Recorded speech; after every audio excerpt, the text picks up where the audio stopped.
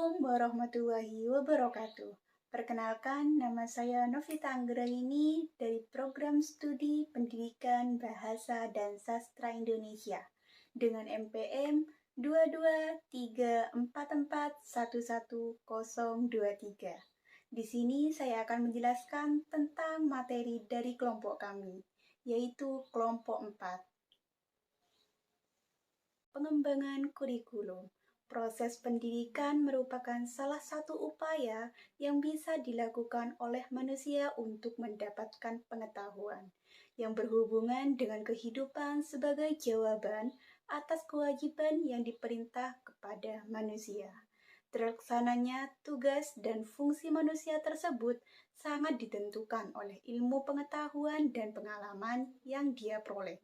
Supaya tujuan tersebut tercapai, maka sebagai langkah awal dalam kegiatan pendidikan adalah menyiapkan perangkat yang perlu dalam proses pendidikan, yang salah satunya adalah kurikulum.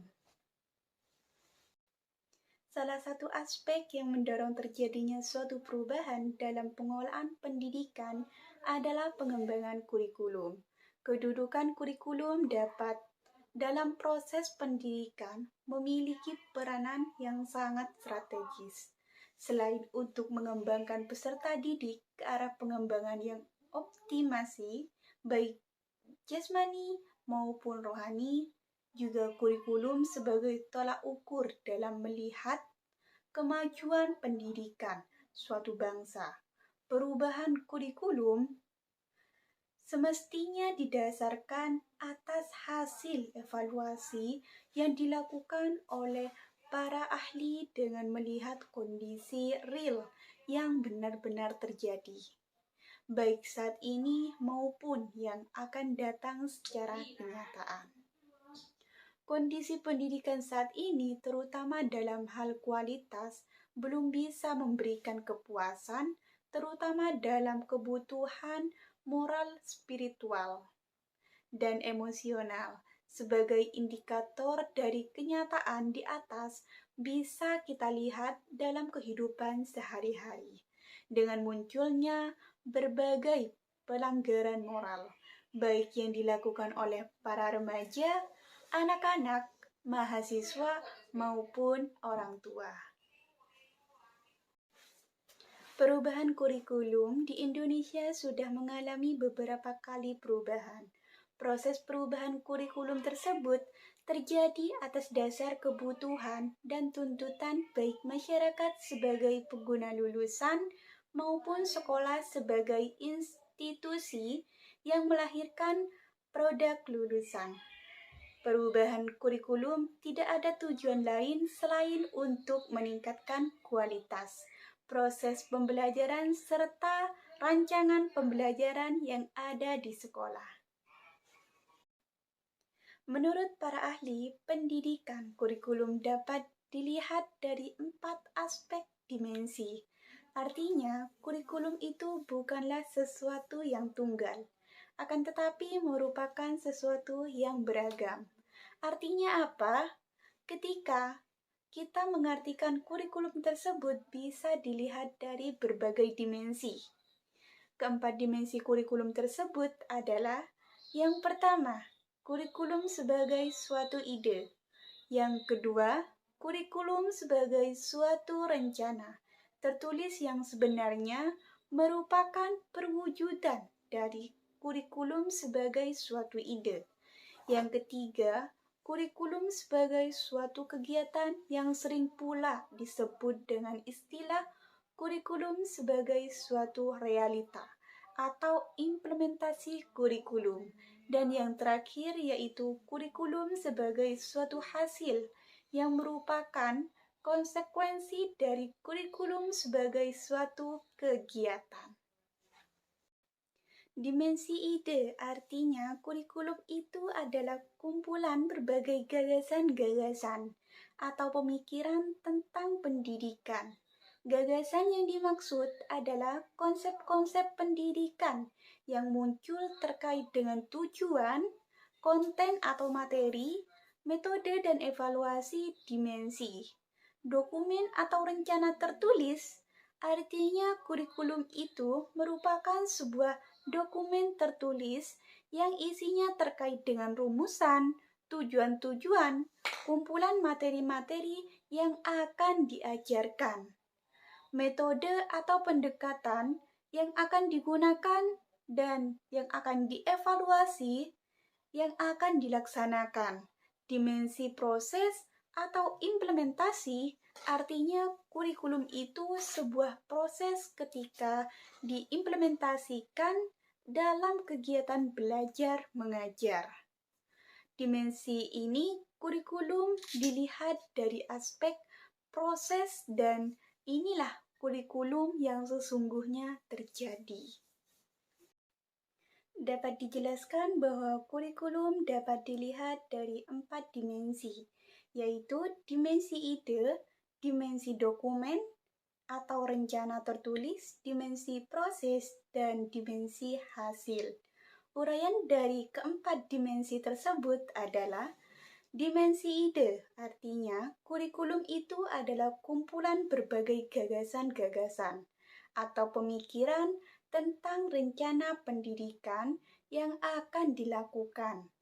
Gagasan yang dimaksud adalah konsep-konsep pendidikan yang berkembang dan perlu dilakukan terbosan pemikiran yang kritis, kreatif, dan inovatif sebagai jawaban dari permasalahan pendidikan yang segera memerlukan solusinya. Dimensi dokumen atau rencana tertulis artinya kurikulum itu merupakan sebuah dokumen tertulis yang isinya terkait dengan rumusan tujuan-tujuan, kumpulan materi-materi yang akan diajarkan, metode atau pendekatan yang akan digunakan, dan evaluasi yang akan dilaksanakan. Yang ketiga adalah dimensi proses atau implementasi, artinya kurikulum itu sebuah proses dalam kegiatan pembelajaran yang melibatkan pendidik, peserta didik, sarana, bahan ajar, dan media pembelajaran. Dimensi kurikulum ini dilihat dari aspek proses merupakan kurikulum yang sesungguhnya real terjadi di lapangan, sehingga kalau kita ingin melihat baik atau tidaknya kurikulum bisa dilihat dari aspek proses ketika diimplementasikan pada kegiatan belajar mengajar. Dan yang keempat adalah dimensi hasil. Dimensi ini dimaksudkan bahwa kurikulum itu bisa dilihat dari aspek hasil atau output sebagai lulusan. Artinya, kurikulum itu disusun dan dikembangkan dengan melihat hasil yang diinginkan atau dibutuhkan oleh penggunaan lulusan, dalam hal ini masyarakat. Berawal dari 4 konsep dimensi kurikulum tersebut, maka pendidik atau pengelola pendidikan dapat melakukan penyusunan kurikulum dengan langkah-langkah sebagai berikut. Yang pertama, lakukan berpikir kritis tentang pendidikan yang melahirkan ide atau gagasan. Yang kedua, menyusun dalam bentuk dokumen secara tertulis dimulai dari rumusan, tujuan, materi, metode, dan evaluasi. Yang ketiga, diimplementasikan dalam proses kegiatan pembelajaran dengan kolaboratif melibatkan unsur pendidik, tenaga pendidikan, dan peserta didik. Yang terakhir yaitu lakukan evaluasi terhadap kurikulum tersebut dengan melihat output yang dihasilkan dari produk pendidik tersebut. Dari keempat dimensi tersebut, menurut penulis, biasanya dimensi proses yang mestinya mendapatkan perhatian ketika akan memperbaiki kualitas pendidikan. Alasannya kenapa?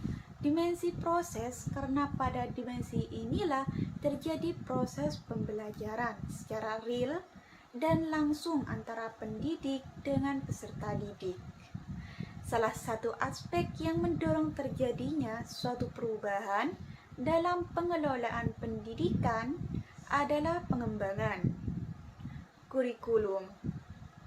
Kedudukan kurikulum dalam proses pendidikan memiliki peranan yang sangat strategis selain untuk mengembangkan peserta didik ke arah perkembangan yang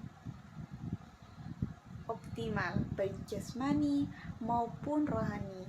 Juga kurikulum sebagai tolak ukur dalam melihat kemajuan pendidikan suatu bangsa.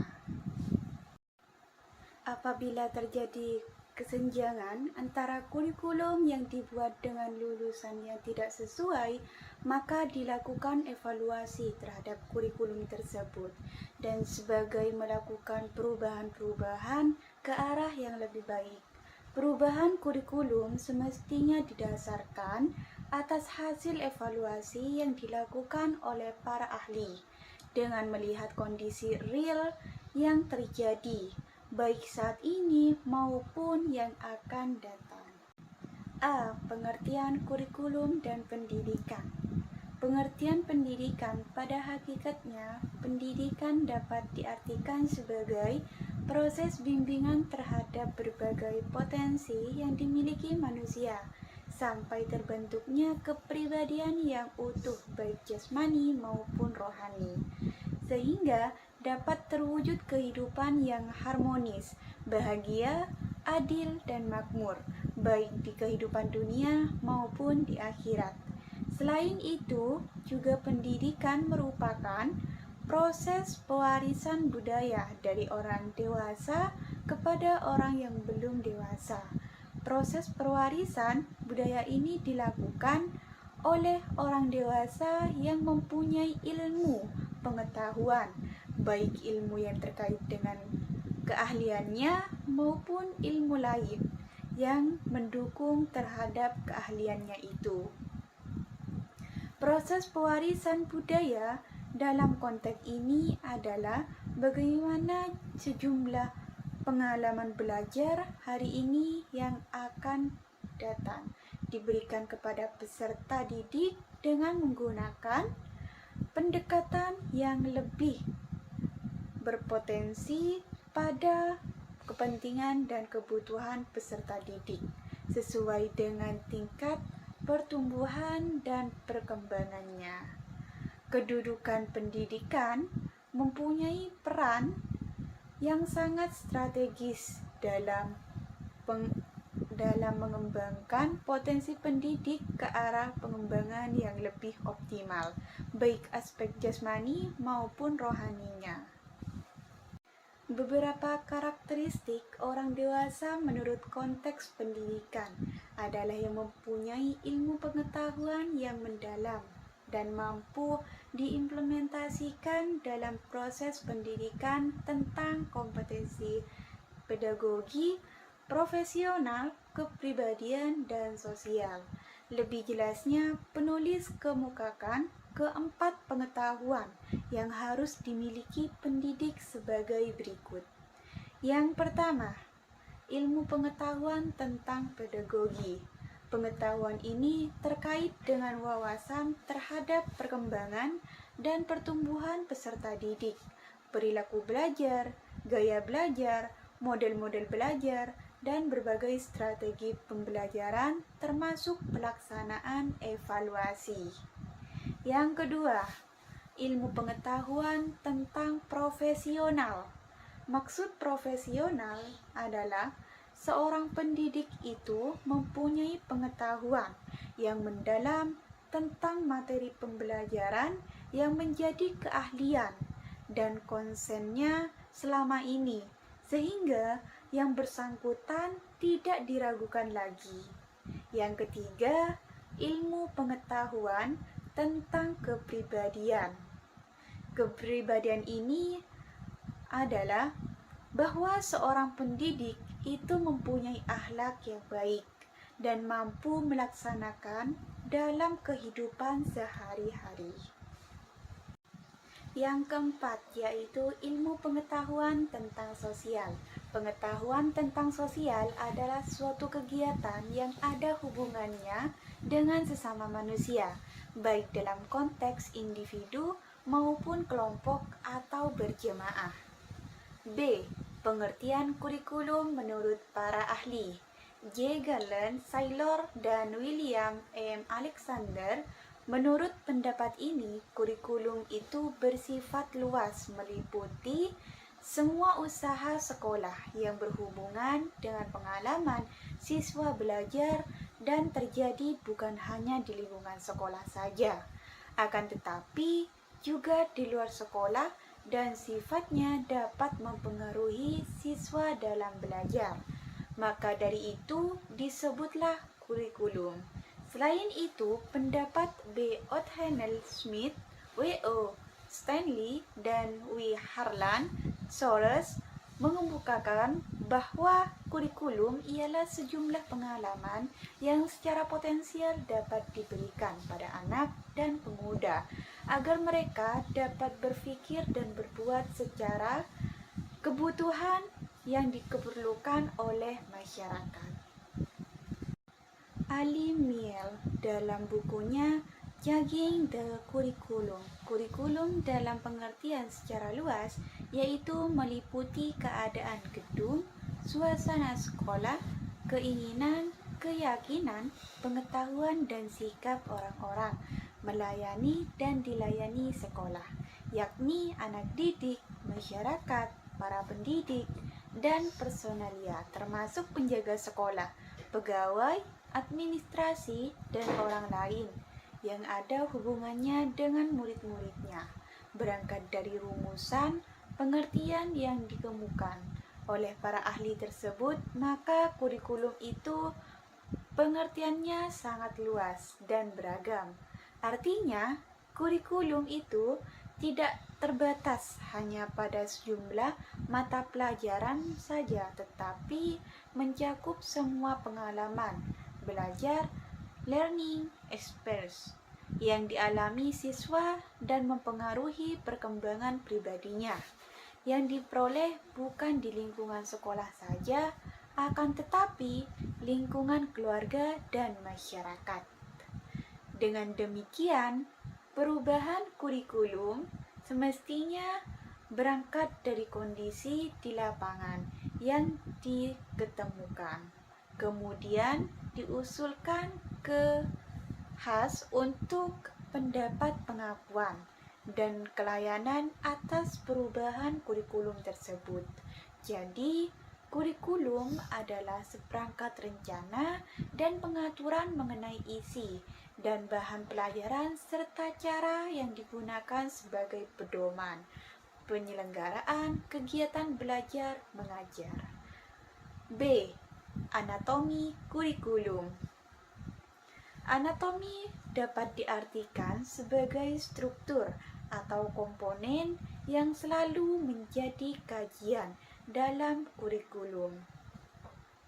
Anatomi kurikulum itu dibagi menjadi 4 komponen, yaitu tujuan, materi, metode, dan evaluasi. Keempat komponen ini satu sama lain saling berkaitan dan berhubungan.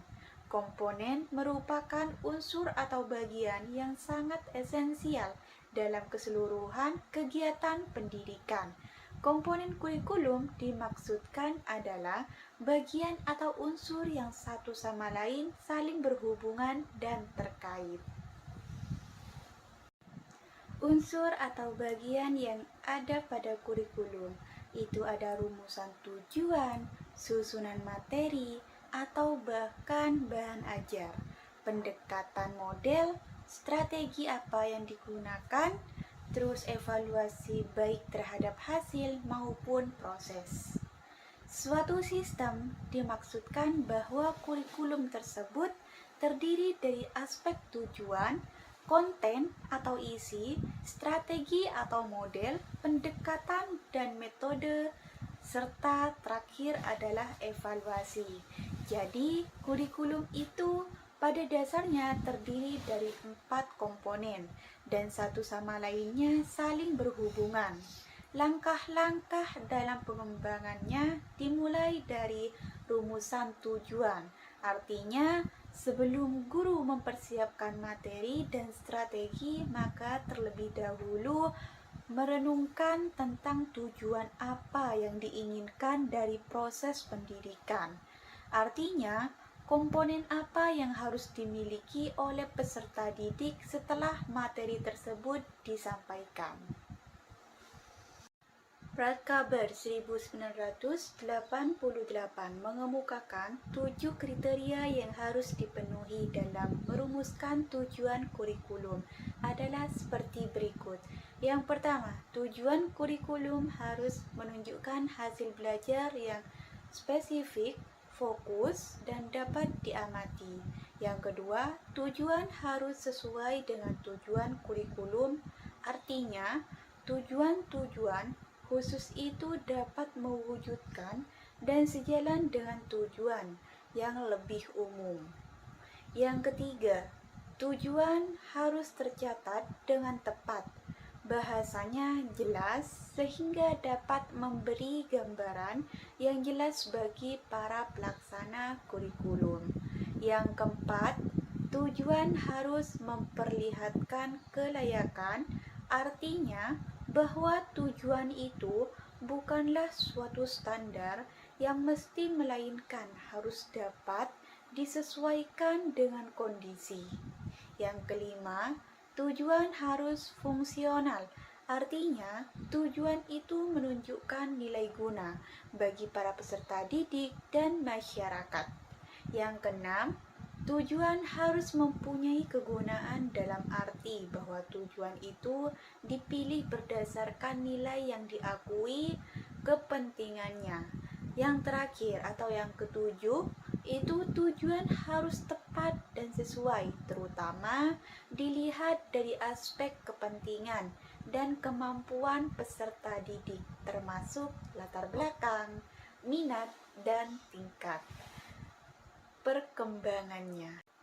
Dengan demikian, tujuan pembelajaran dibedakan menjadi 2 bagian, yaitu tujuan umum dan tujuan khusus. Tujuan umum biasanya berkaitan dengan perilaku yang belum terukur, sedangkan tujuan khusus itu dirumuskan secara operasional atau objektif, menunjukkan perilaku yang dapat diamati dan dapat diukur. Setelah rumusan tujuan direncanakan dan didokumenkan, maka komponen kedua yang harus dirumuskan adalah isi. Materi sebagai bahan ajar, konten atau isi materi yang dituliskan pada kurikulum menempati posisi yang penting dan turut menentukan kualitas hasil pendidikan. Saylor dan Alexander mengemukakan bahwa isi atau materi kurikulum itu ruang lingkup kajiannya membahas tentang fakta-fakta, observasi, data, resepsi, penginderaan, pemecahan masalah yang berasal dari pikiran manusia. Isi yang menjadi materi dalam kurikulum ruang lingkup meliputi banyak hal. Ada yang berkaitan dengan pengetahuan, keterampilan, dan sikap. Oleh karena itu, pada tataran implementasinya, materi tersebut disajikan dengan mempertimbangkan tingkat kemampuan peserta didik dan berjenjang, sehingga materi tersebut secara bertahap dikuasai atau dipahami atau diterapkan dalam kehidupan sehari-hari. Berangkat dari pemikiran para ahli tentang materi kurikulum di atas, maka mereka sependapat bahwa materi yang dikembangkan dalam kurikulum itu adalah materi yang menyatakan kepentingan peserta didik sesuai dengan kebutuhan, minat, dan bakatnya. Selain itu, juga materi kurikulum tersebut mampu menjawab tantangan yang terjadi pada realita kehidupan sosial, serta dapat bersinergi dan bersifat integritas. Dapat ditinjau melalui beberapa disiplin keilmuan. Penentuan dan penetapan bahan yang akan dipilih serta ruang lingkup materi kurikulum yang akan digunakan tidak terlepas dari rumusan tujuan yang diinginkan ketika merancang kurikulum. Materi yang disajikan tentunya semuara pada pencapaian tujuan pendidikan yang telah dirumuskan oleh Undang-Undang Dasar 1945, yaitu mencerdaskan kehidupan bangsa.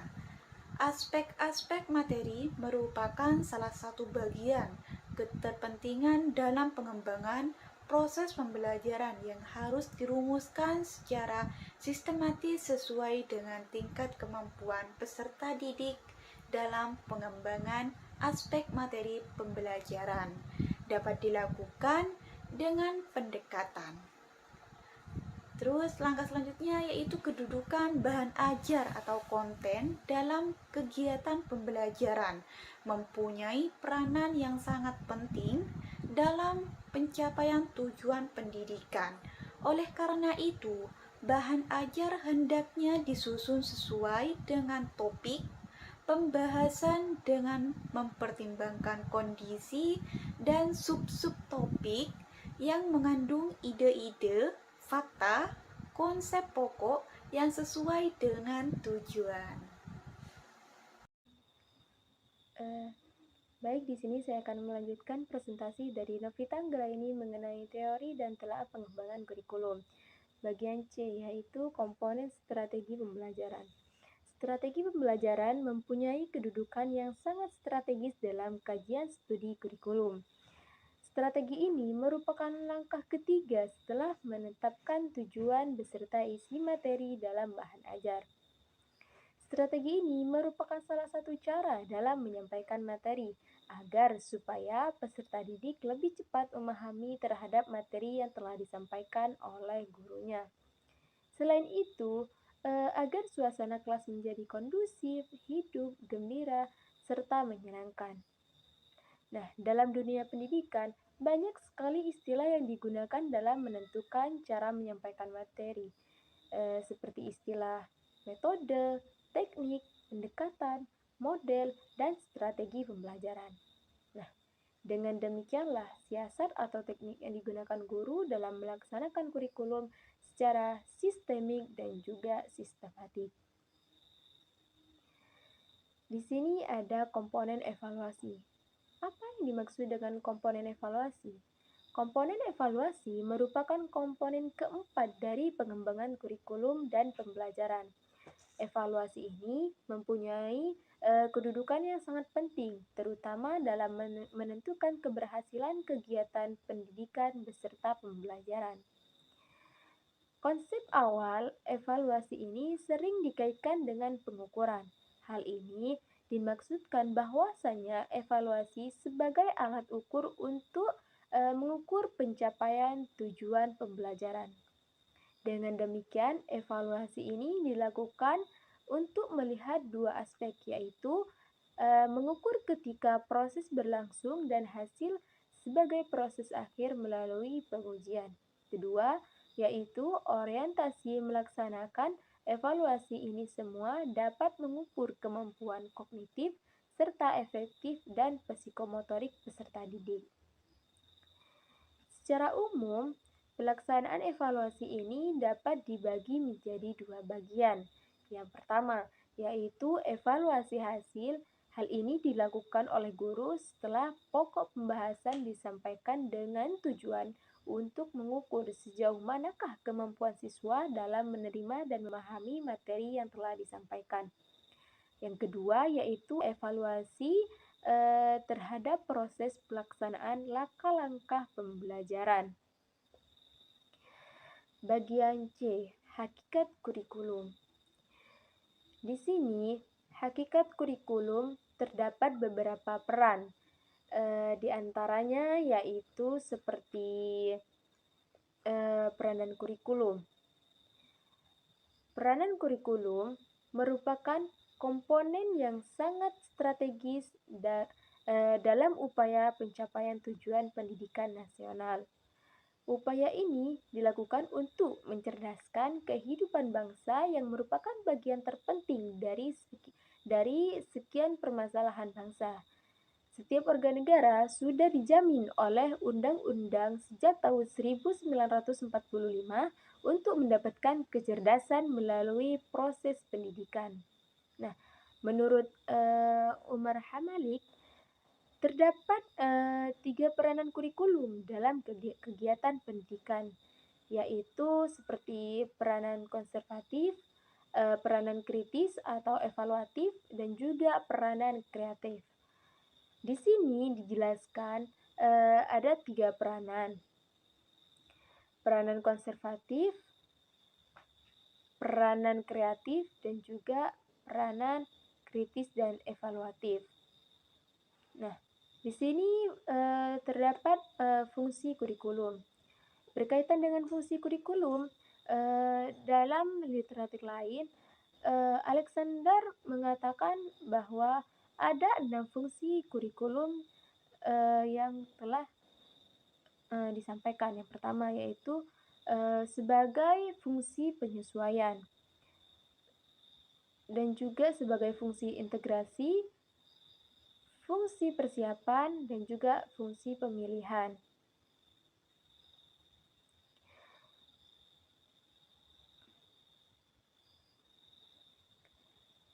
Landasan pengembangan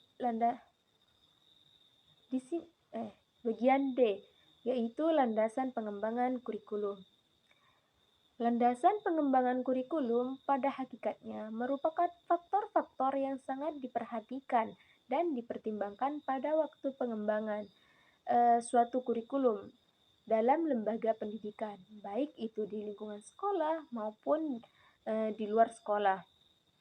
Nah, untuk lebih jelasnya di sini diterangkan menjadi 3 bagian. Yang pertama yaitu landasan filsafat. Landasan filsafat ini merupakan kedudukan dalam pengembangan kurikulum yang merupakan faktor yang sangat penting dalam menentukan arah, sasaran, beserta target dalam proses pendidikan. Yang kedua yaitu landasan psikologis. Pendidikan berkaitan dengan perilaku manusia, sehingga dalam proses pendidikan ini terjadi interaksi antara siswa dengan lingkungannya, baik di lingkungan yang bersifat fisik maupun lingkungan sosial. Nah, melalui pendidikan inilah diharapkan adanya perubahan perilaku siswa menuju proses kedewasaan, baik dalam bentuk fisik, mental, intelektual, maupun moral, dan juga sosial. Yang ketiga yaitu landasan sosiologis. Landasan sosiologis mengarahkan pada kajian mengenai kurikulum yang dikaitkan dengan masyarakat, kebudayaan, dan juga perkembangan ilmu pengetahuan lainnya.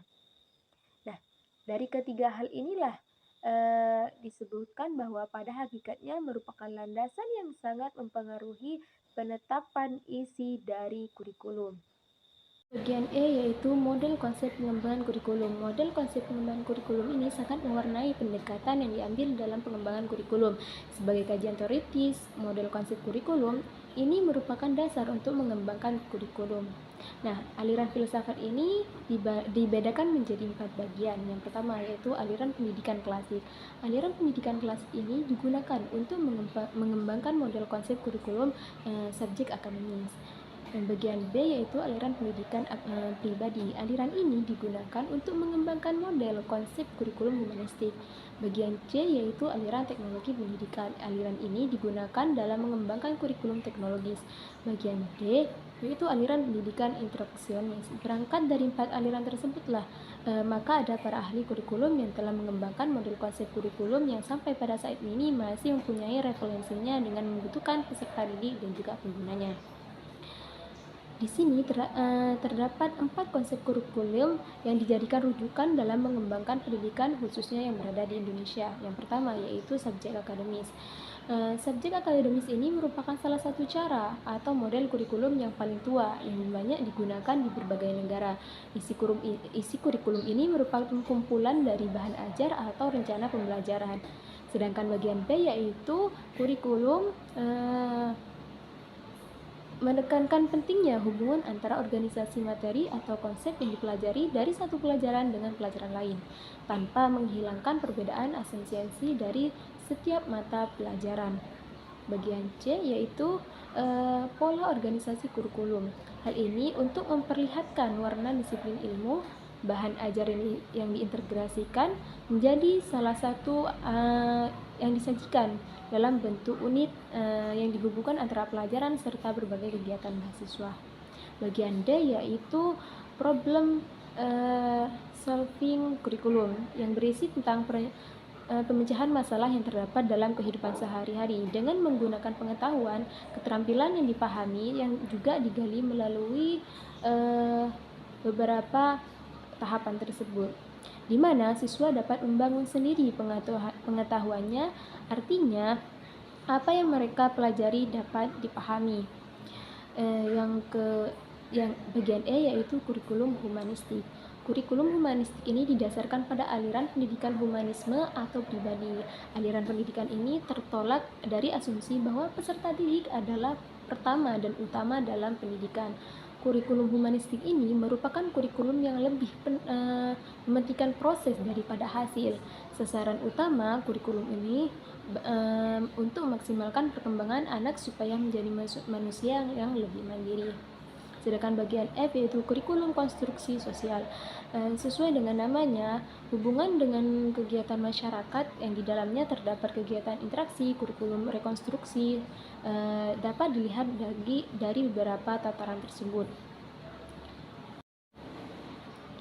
Nah, berangkat dari kelima model konsep pengembangan kurikulum tersebutlah, maka masing-masing memiliki kelebihan dan juga kekurangan antara satu dengan yang lainnya. Mulai dari pendekatan yang pernah dilakukan di Indonesia. Nah, mungkin hanya itu yang dapat saya sampaikan. Sekian dan terima kasih. Wassalamualaikum warahmatullahi wabarakatuh. Di sini saya akan melanjutkan presentasi dari teman saya yaitu Nurul Fadilah tentang model pengembangan kurikulum.